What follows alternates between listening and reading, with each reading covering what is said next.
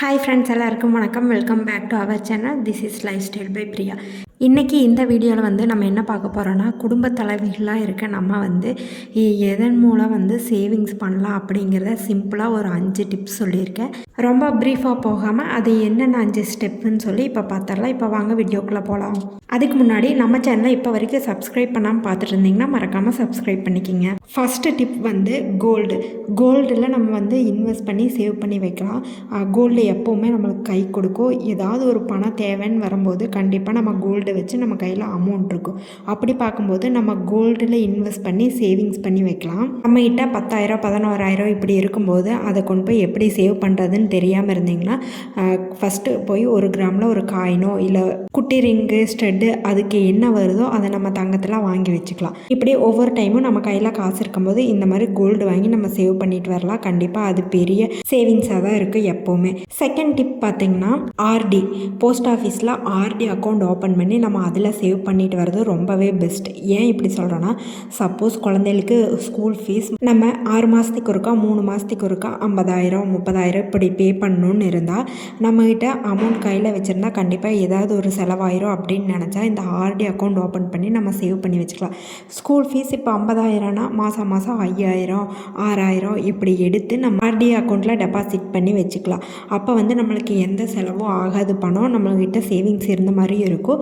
கரெக்டாக 6 மாதத்துக்கு ஒரு டைம் நம்ம குழந்தைகளுக்கு ஃபீஸ் பே பண்ண மாதிரி இருக்கும். இப்படி பண்ணும்போது நம்ம கரெக்டாக அந்த விஷயத்தை ஃபாலோ பண்ணிட்டு வருவோம். ஃபீஸ் கட்டுறதுல இல்லை எந்த ஒரு விஷயம் பண்ணுறதா இருந்தாலும் நம்மளுக்கு டிலே இருக்காது.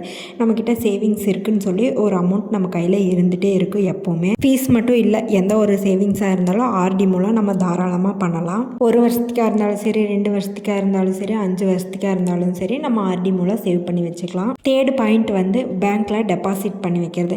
நம்ம ஒரு 6 மாதத்துக்கு ஒரு டைம் 1,00,000 ரூபா 50,000 இப்படி சேவ் பண்ணிட்டு வரும்போது அந்த அமௌண்ட்டை நம்ம எதில் கொண்டு போய் இன்வெஸ்ட் பண்ணுறதுன்னு தெரியலன்னா நம்ம கொண்டு போய் நம்மளோட பேங்க் அக்கௌண்ட்டில் டெபாசிட் பண்ணி வச்சுக்கலாம். அப்படி 1 வருஷத்துக்கு 2 வருஷத்துக்கு இப்படி டெபாசிட் பண்ணும்போது நம்மளுக்கு மாதம் அதிலேருந்து ஒரு இன்ட்ரெஸ்ட் வரும்.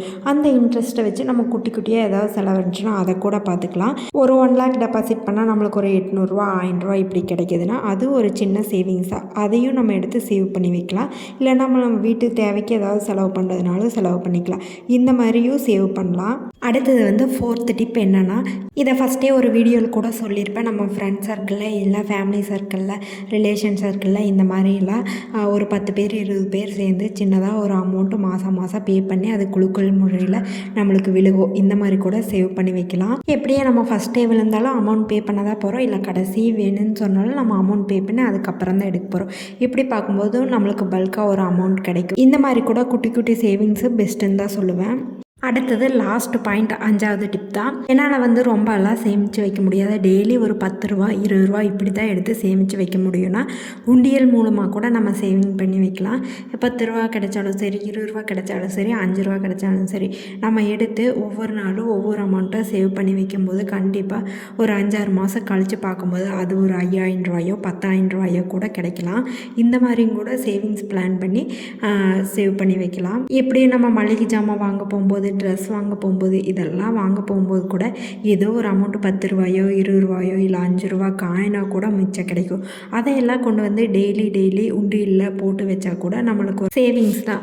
10 ரூபா 20 ரூபா அப்படிங்கிற சின்ன அமௌண்ட்டு மாதிரி தான் தெரியும். அது ஒரு 6 மாதம் 7 மாதம் கழித்து பார்க்கும்போது அதுவே ஒரு பெரிய அமௌண்ட்டாக நம்மளுக்கு கிடைக்கும். இந்த மாதிரி குட்டி குட்டி விஷயத்துல எல்லாம் நம்ம சேவ் பண்ணி வைக்கிறதா சிறு துளி பெருவெள்ளன்னு சொல்லுவாங்க. அந்த மாதிரி குட்டியாக சேவ் பண்ணி வைக்கிறது கூட நம்மளுக்கு ஒரு நாள் பெரிய அமௌண்ட்டாக கிடைக்கும். அதனால ஒரு குட்டி குட்டி அமௌண்ட்டை கூட நம்ம சேவ் பண்ணி வைக்கணும். எப்போவுமே சேவிங்ஸ் இல்லாமல் லைஃப் கொண்டு போகவே கூடாது. சின்னதாக ஒரு சேவிங்ஸ் எப்போவுமே இருந்துகிட்டே இருக்கணும். இதுதான் நான் சொல்ல வந்த 5 சிம்பிளான மணி சேவிங்ஸ் டிப் தான். உங்களுக்கு இந்த வீடியோ யூஸ்ஃபுல்லாக இருக்கும்னு நினைக்கிறேன். உங்களுக்கு பிடிச்சிருந்தா கமெண்ட்டில் சொல்லுங்கள். நீங்கள் பண்ணுற ஒவ்வொரு கமெண்ட் அவ்வளோ மோட்டிவேஷ்னலாக இருக்கும். இந்த வீடியோ பிடிச்சிருந்தா சின்னதாக ஒரு லைக் பண்ணிடுங்க. இப்போ வரைக்கும் நம்ம சேனலை சப்ஸ்கிரைப் பண்ணாமல் பார்த்துட்டு இருந்தீங்கன்னா மறக்காமல் சப்ஸ்கிரைப் பண்ணிக்கிங்க. இன்னொரு இன்ட்ரெஸ்டிங்கான வீடியோவில் பார்க்கலாம். தேங்க்யூ ஃபார் வாட்சிங்.